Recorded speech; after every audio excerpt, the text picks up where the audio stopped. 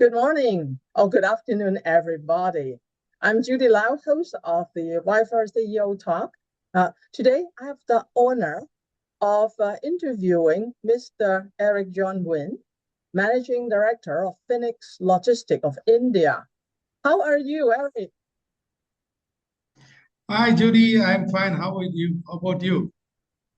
I'm fine. Yeah, I know you're extremely busy. Let us start to talk about your business right away. Phoenix Logistics must be a sizable organization in the freight forwarding world of India because I know that there are so many branches all over India. So, the first question would be, Eric, how did you start your business?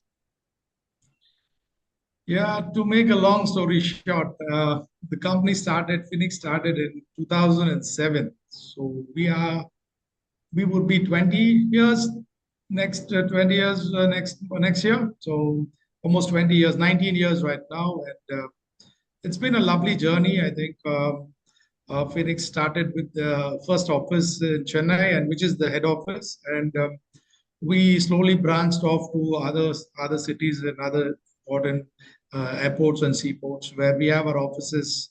Now, pan India, we have in all the major ports, we have 13 branches. So, and all of these branches are our own offices. We are not working with partners or associates. So it's all under Phoenix's banner. So that is the growth of the company over these years. Mm, And in terms of service and products, I would like to add that yes, we are a company which offers one-stop shop solutions, which means we have everything under one umbrella, which is we do just not freight forwarding, air, ocean. We're also a customs broker, a AU certified customs broker. So we also do our own trucking and warehousing also. So pretty much first mile, last mile also we do. So pretty much all services under one roof we offer. So yeah. Wow. Okay, one-stop shop. That is great for Chinese companies and Chinese partners. So how are you working with Chinese partners right now? See, our main market is definitely China. We have always been China focused company. So when we started the company, I think I had a China map in my cabin, and I used to always look at it and say, "This should be my focus market." That's how I built the focus on China, and then from our very early stages in 2008, I think my first visit to China was in 2008.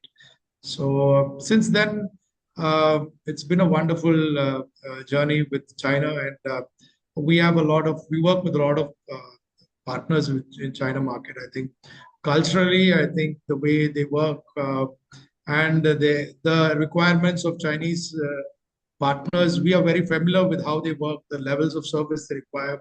I think reliability, transparency, and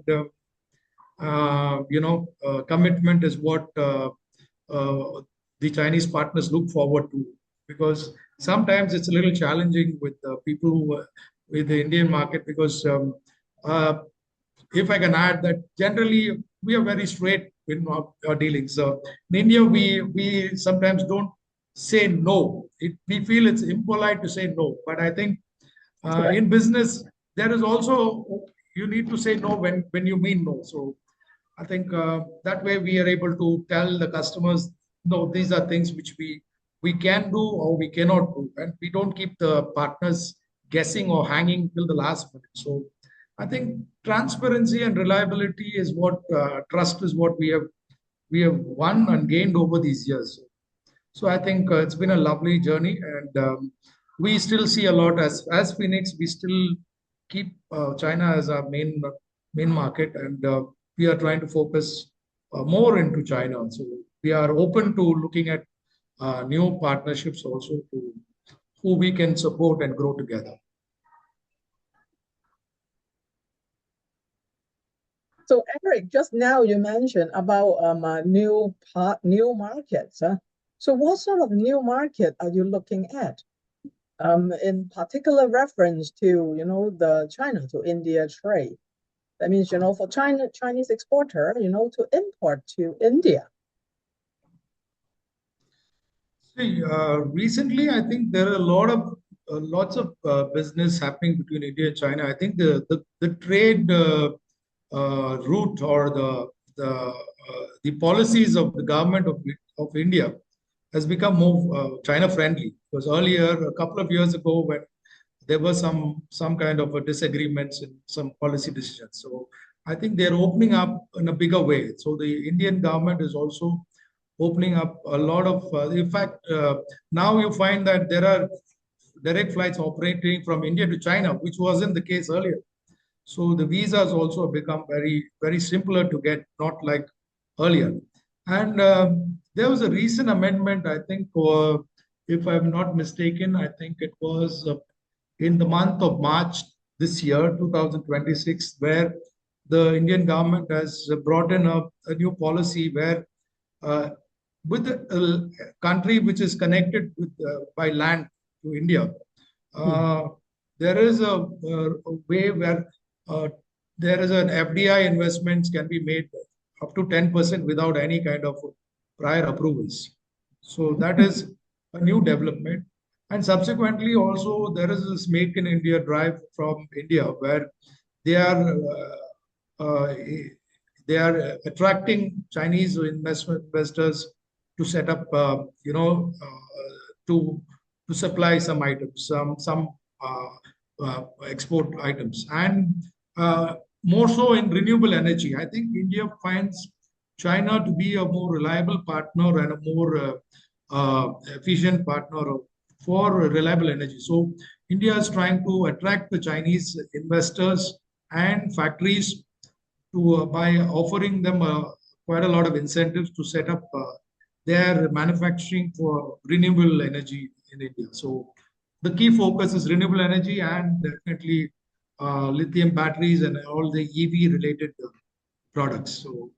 So we feel that there's a lot more which is going to happen right now. So what we are seeing right now, the business between India and China, I feel is going to pretty much double in the next few years. Wow, that's fantastic, huh? Yeah, electric vehicles, batteries, solar panels, new energy products, right? Fantastic. Yes. Music, all great music to the ears of Chinese exporters. Eric, the next question is that, for the India to China bound business, what are the popular products? Actually, India products are very, very, welcome by Chinese consumers. But it seems that, this trade line is still to be explored. So do you anticipate, growth in this area, India to China bound business? See, exposed to China, currently most of it is bulk commodities moving. There's not, yes, there are other smaller products which are moving. Quite a lot of automobile manufacturing is also happening now between India and China. But generally, by and large, the main products which are currently moving from India to China is, I think, the bulk ores, the slag, these organic chemicals, raw cotton. These are the major products which are, and a few of the agricultural commodities which are moving. So to name a few, these would be the major export oriented commodities which are currently moving from India to China. But there's also a futuristic plan where a few of the Indian companies are also in dialogue with the Chinese government and with the Chinese manufacturers to set up some kind of joint venture partnership for automobiles and other products also in China. So these are all in the very infancy stages, but this is also a new proposal which they are contemplating on. So we believe that could also add more commodities with exports from India to China. I see. So basically, the trade will become more and more bilateral. And, the Yes, Indian commodities are very much welcomed by Chinese refineries and yes, manufacturers because, after they do the refining and also the so-called subsequent manufacturing, there could be a lot of value-added product for re-export, right? Mm, absolutely. indeed, this is great. Eric, I want to ask you a question. So a lot of the Chinese manufacturers and exporters, they use India as a hub to penetrate South Asian market. So could you give us a few comments about, this trend? See, India is definitely a big market where it can be used as a, though it is not, India is not a transshipment hub as such for cargo to be routed, but we have the FTWZ facility in India where it's called a free trade warehouse zone, where uh, Chinese suppliers can store the goods in the Indian warehouse under their own name and their own custody.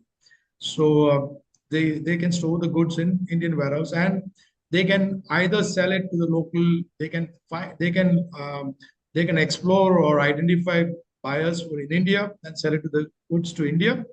Alternatively, they can also identify clients outside India to different country and ship it out from India, uh, which could give them a couple of advantage in terms of cost, holding in India and shipping it from India to another country could be a little more lucrative for them than shipping it directly from China because of many easier trade regulations between India and the European countries or the other countries where the trade relations is better. So this is an option which I noticed that recently many of the Chinese suppliers are exploring. So, but in terms of transshipment, and also we also get a lot of requests for transloading cargo from India to the European countries, where sometimes space is an issue from China to Europe.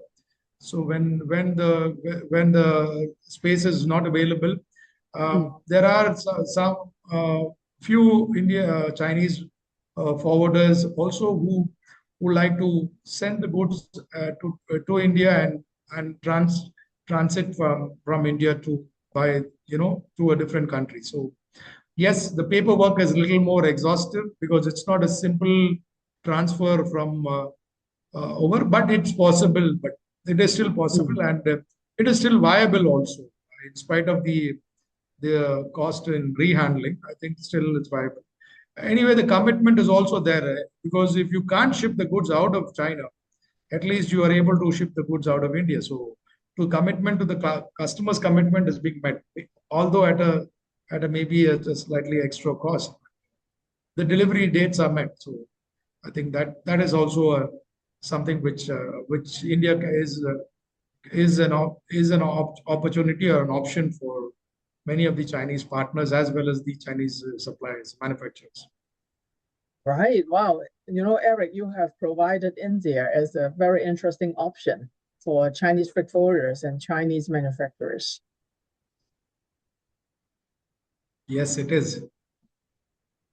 Eric, let us summarize the various ways that, Chinese freight forwarders, logistic players, even e-commerce player or Chinese exporter could team up with Phoenix Logistic. Could you summarize the various way for them to team up with you? Yes, like I said in the beginning of my introduction, I said yes. Reliability is something which is what we pride ourselves on, and transparency. So we believe that it's always a partner because when I talk to many of the other in the conference or meet any other members from other networks, they always address the partner as an agent. And they say, my agent, and so is my agent in China, so is my agent. I never use that word before because I always believe when you say agent, you're actually is somebody outside, it's outside your peripheral. It's not somebody who's is within your close circle. So I refrain from using that phrase. We always say partner because we are together here. I said we grow together, we stand together, and we use our joint strengths to our strengths, and we put our strengths together and try to grow together. So and everything is a process. So nothing happens overnight. So you need to stay invested. It's a partnership. We need to stay invested. Or we need to care for each other and look at the long-term gains out of it. It's not short term. Yes, there could be challenges. There could be a lot of difficulties when we go through a relationship. It's always like that. But I think at the end of the day, when we stick together and we are transparent and say, okay, listen here, I'm losing some here. Can you cover for me here? We should have that, that approach that yes, in the long term, I think we could see this through, and eventually we cater for our clients. So it's not that it's your client, it's my client. Once the job is assigned to us, it becomes our client. So we are your eyes and ears in India. So similarly, when we operate with our businesses in China, our partners would have to be our eyes and ears there. So it's just that, yeah, we are sitting in different places, but we still are one together. So I think that oneness of spirit is what I think helps us to grow. And I think, like we said, the two biggest, or I would say not biggest, or at least the strongest economy, fundamentally, I think we are Chinese economy and the Indian economy is very strong because of we are not living on other people's money. So we have a very strong foundation. So I think, and culturally as Asians, I think we are also pretty much similar in our culture. So in all respect and aspects, I think we are in a wonderful space as India and China, and we are definitely going to see a lot of business booming between both the countries. And I'm sure we would like to tap into that opportunity, and it should be mutual. It's like, yes, we would support our partners, help them to gain more business, and likewise we also expect the same from our partners. So pretty much we can all, like I said, we can offer everything here, and yes, definitely with more passion, I guess. And that's what we are. Indeed, yeah, virtual. Basically, you mentioned virtual partnership, huh? And also regional partnership.